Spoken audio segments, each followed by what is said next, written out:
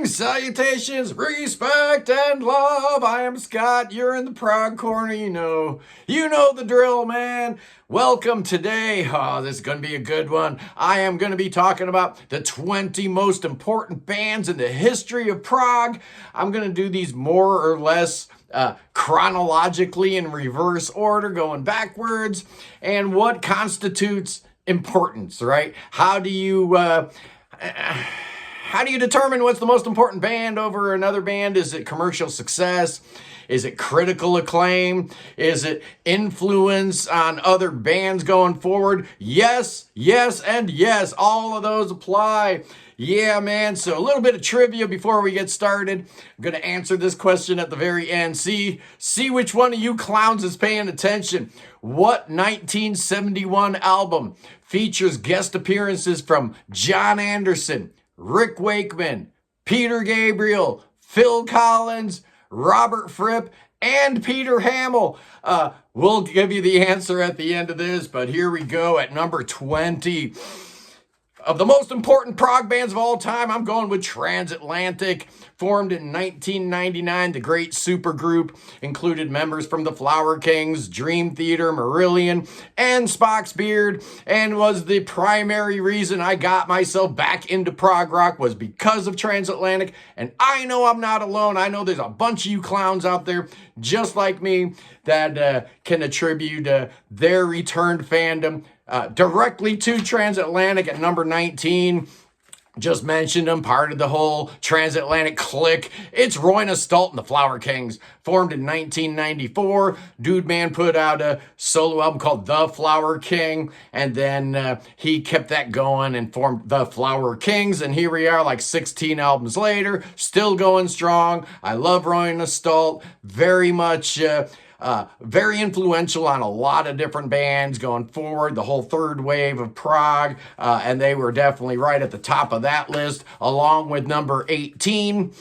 It's Spock's Beard, formed in 1992. Neil Morris, also part of that whole Transatlantic supergroup thing. Yeah, man, Spock's Beard, such a great band. Alan Morris, Neil Morris. After the first album, you had Ryo Okamoto in the band, Nick DiVirgilio and Dave Miros, and then Neil leaves and Nick takes over the singing duties, and then you get Jimmy Keegan in the band, and you get the great Ted Leonard in the band. I love Spock's Beard. What a fantastic band. Of course, the Neil Morris era is the best, but all of them are good. Every Spock's Beard album is good. At number 17, formed in 1991, it's Anglagard, Sweden's great third wave prog band. Yeah, I was thinking about putting a Per Lind project in here, right? Because Per Lind was really kind of like the leader of that whole Swedish prog revival thing in the early 90s, but none of their records really had the kind of impact that Anglagard's first album had. Absolutely Hybris, such a masterpiece. They followed it up the next year with Epilogue, and then they waited 20 years for their third album. Hopefully there will be a fourth album on the horizon because Anglagard is back. Matthias Olsson back in the band. So I'm excited at number 16. Formed in 1987 by the one, the only Steven Wilson. I'm putting Porcupine Tree on here, and yeah, I could have put Steven Wilson on here as a solo artist. Absolutely, I could have, but I'm putting him, in here with the Porcupine Tree. Why not? So many great albums. All the great bands had like different eras, right? You had the early Porcupine Tree stuff, and then you had more of the song-based stuff in the middle. Then you had kind of like the heavier stuff. Once Gavin joined the band, but yeah, Porcupine Tree. Absolutely. Steven Wilson, one of the most important figures in prog. At number 15, formed in 1985. I'm going with Radiohead. Huh? What? Yes, I'm going with Radiohead. They don't think they're prog, but they are dead wrong. In fact, their very first promo picture was a picture of them standing in front of an IQ, the Wake poster. So even subconsciously back in the early days, they knew they were prog rock. They're super progressive. Maybe they're not capital P prog or whatever, but Radiohead, super influential band, absolutely. And I am glad to include them in the great covenant of prog, absolutely, at number 14, formed in 1980. 1985. It's Dream Theater. Oh, yeah, these guys, man. James LaBrie joined after the first album, but you had the great John Mayong and John Petrucci and what's his name? Oh, that cat playing drums, that Mike Portnoy dude. Yeah, he's all right. He's not too bad, right?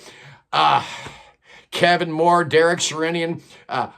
It doesn't matter who they got playing keyboards. I mean, now they got Jordan Rudess. I mean, how do you find somebody better than Derek Sherinian or Kevin Moore? Well, they did. Portnoy's back in the band. I'm so excited. I cannot wait to hear what Dream Theater throws out there, because the Mangini albums were actually really good. You clowns are dead wrong about the Mangini era. It's actually really good. Well, maybe not the astonishing. Oh, well, whatever. Everybody's allowed one misstep at number 13. The band that kind of got the whole prog metal thing going, formed in 1982. I'm going with Queensryche. Yeah, I could have gone with Fate's Warning here. Absolutely, I could have. Both Queensryche and Fate's Warning put out their debut albums the same year. I could also, gone with some of the more thrash bands, like, Megadeth certainly had a lot of prog in them. What about Metallica, like Master of Puppets and Ride the Lightning and Injustice for All? Those sounded like prog to me, but for me, Queensryche was the one that kind of took all those influences, added a little extra special dash of concept album progginess, and you've got just a great band that was absolutely instrumental in keeping the prog flames going at a very, very low ebb for our beloved genre at number 12. How about Marillion? Yeah, the most important band from that second wave, that Neo-Prog era, where all the great bands of the first wave were like either dropping off or turning super commercial, and then you get bands like IQ and Palace and Solstice and 12th Night, and of course Marillion. Yeah, absolutely. Those 4 albums with Fish, just dynamite, and added a little bit of legitimacy and some oxygen to a subgenre that was certainly not doing well back in the early 80s. So Marillion, absolutely one of the most important prog bands of all time. I'm going a little out of order with number 11. I'm going with Rush. Even though they were formed in 1968, they didn't get around to putting out their first album until 1974. And the influence of Rush really didn't get felt until right around the turn of the decade, with albums like Permanent Waves and Moving Pictures, where this band had become like one of the biggest bands in the world. But they were still doing proggy music. So yeah, I really appreciate them. And definitely, when you talk about prog rock to the uninitiated, what are you going to point them to, right? You point them to Pink Floyd, you point them to Genesis, and you point them to Rush, because they know those bands, right? So Rush, absolutely, at number 12. Number 10, rather. Number 10. Yeah, that's where we're in the top 10 now. Wake up. Wake up now. Top 10. Number 10, ELP. Yeah, we just did the Sunday live stream about them. And they are certainly one of the most influential bands, one of the most important bands in the history of prog. The first prog rock supergroup with members from The Nice, Atomic Rooster, and King Crimson. And they dropped their first album in 1970. And the rest is history. And if you can think of somebody more influential than Keith Emerson, somebody more important to our genre than him, go ahead. Let me know. I'm all ears at number 9. Formed in 1968. I'm including Yes. And the most important bands in the history of prog. Yeah, their first 2 albums didn't change anything. Hardly anybody heard them or even cared about them. But starting with their 3rd album, the Yes album, Yes kind of became the figureheads of the whole movement. They were ginormous. They were such a huge, huge band. Them and ELP, I don't think people realize just how incredibly huge they were in the U.S. in the early 90s. So Yes comes in at number 9. At number 8, I'm going with Genesis, formed in 1967 at the Charterhouse School by some lads by the name of, Tony Banks, Mike Rutherford, Peter Gabriel, and Anthony Phillips. Well, Anthony Phillips left after the 2nd album, and of course we got Steve Hackett and the great Phil Collins joining, and that is when the band really started becoming super influential. But, throughout the early parts of the 70s, yes, dominated. ELP was so much bigger than Genesis, but as the decade progressed and songs like Follow You, Follow Me started, showing up on the radio, things would change real quick and Genesis would become one of the biggest bands in the world, giving up on prog a little bit, but not all the way. They always had a little bit of prog in their music, even the pop stuff. At number 7, formed in 1968, it's King Crimson. Oh yeah, their debut album, Court of the Crimson King in 1969. Everybody knows that's the one that kind of kick-started the whole genre. They are absolutely one of the most important bands in the entire genre, if not the most important band. But, I'm listing these chronological, so don't let that number 7 placement make you think they're the 7th most important band in the history of prog, because that's clearly not the case. You could actually make a case if there was no King Crimson, you probably would have never heard about a band called Yes. That's absolutely true. At number 6, we talked about Emerson already, but we got to include the Nice. You absolutely have to. The band that kind of got the whole idea of keyboards being dominant in the mix and being the absolute lead instrument. Yeah, they started out as a 4-piece, but after the first album, Davey List left, leaving them as a 3-piece and creating that template for so many great bands, from Atomic Rooster to ELP to Lay Army to Ars Nova to Trace to on and on, Triumvirate, on and on it goes. All that 3-piece keyboard stuff started right here with the Nice, absolutely. And at number 5, kind of their contemporaries, you gotta put Procol Harum in this mix. Absolutely you do. Formed in 1967, this band not only had the first prog single, Whiter Shade of Pale, but you could argue they had the very first prog epic with "And Held 'Twas an Eye" off of Shine On Brightly. Absolutely such an amazing band. A lot of people have trouble, wrapping their minds around Procol Harum being prog. Well, get over it. They are prog. At number 4. Yeah, formed in 1964, those marvelous Moodies. Yeah, the Moody Blues make this list absolutely for a whole bunch of reasons, not least of which is, that amazing Days of Future Past album came out in 1967. You're merging a rock band with an orchestra, very forward thinking. A lot of cool stuff was happening in 1967. People point to 69 as being year 0 of the prog movement. I think you need to move that back a couple years, man, because there was a lot of cool stuff happening in 1967. You had, the Nice, you had Procol Harum, you had Days of Future Past from the Moody Blues. Absolutely you did. You also had something else in 1967, and at number 3, I've got Pink Floyd, formed in 1965, but yeah, their debut came out in 1967. They were recording it right next door to the Beatles when they were doing Sgt. Pepper's, and yeah, they're very, very important band. Again, all these great bands had all these different eras. You had the early Syd Barrett psychedelic era, and then you had the noodly era that happened right after he left, and then the progressive stuff happened, and then you had the more AOR stuff. Absolutely, but 1967, Piper at the Gates of Dawn, just unbelievable how much progressive music came out in 1967. Absolutely. At number 2, yeah, you knew I'd have to throw a surprise in there, and I always do, and I've got 1, 2, 3 at number 2. This is a band from Scotland. They were formed in 1964 by the one and only Billy Ritchie. If you Google him, you will find articles about him with titles such as Billy Ritchie, meet the man who invented prog. And there's a little bit of truth to that. Yeah, there was this band in Scotland called the Premiers.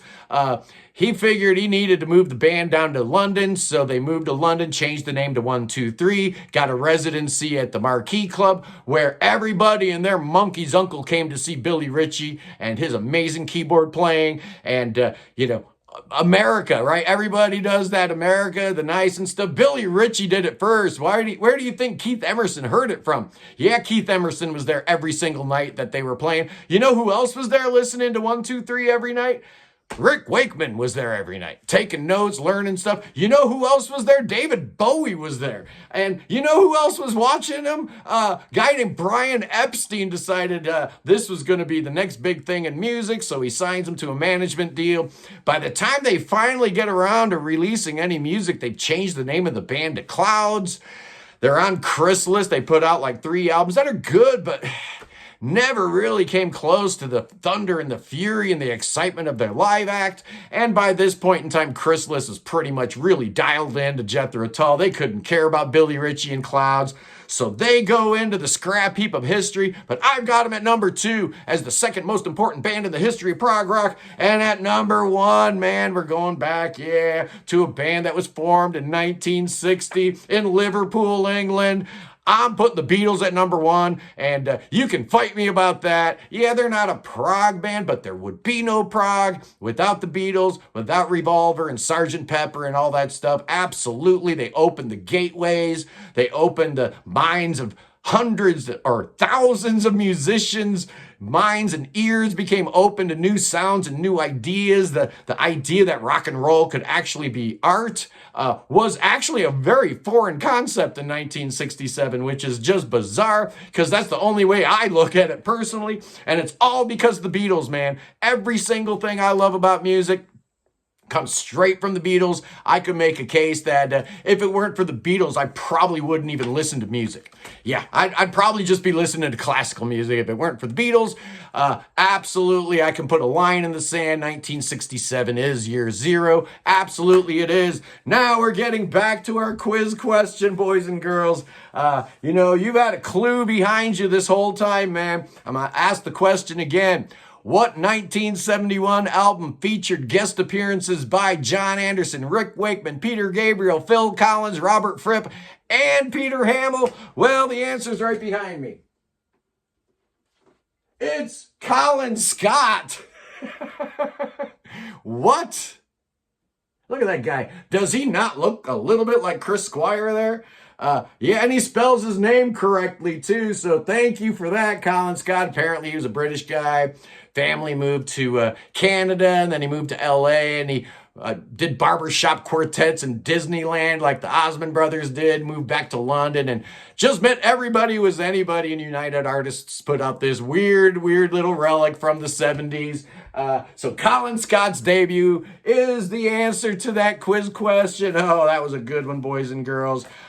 Anyway, Wednesday on the show, this is going to be good, man. I'm excited. We're going to have Scott Medina back on the program, and Scott versus Scott as we battle Steve Howe versus Steve Hackett. Who you got? Well, I got Hackett. He's got Howe. We're going to debate it. It's going to be awesome. And then April 20th, I'm really excited. We are doing a live press conference, an e-presser, if you will, for the great Mirthrander, the great American 70s prog band that I've been talking about since I started this channel. They're reissuing their debut album, their 1976 masterpiece, For You, the Old Woman, on vinyl with, bonus tracks and stuff like that, splatter vinyl, really cool. I'm really excited, man. So we're going to have the boys in the band, Kevin from Prog Radio, and we're going to do a live press conference talking about Mirthrander, talking about the band, talking about the album. It's going to be awesome. So that is April 20th. That is, that's 420, boys and girls. 420 at 1 o'clock p.m. Eastern Time. The Mirthrander live press conference right here on the Prog Corner. It'll be simulcast over on Prog Radio. Anyway, I love you guys. Peace in the Middle East. Free the Ukraine, and God save that king. Save him. God save the king. Save him. Yeah. You need to save that king. He needs some saving. I'll see you punks Wednesday for Steve Howe versus Steve Hackett. Peace.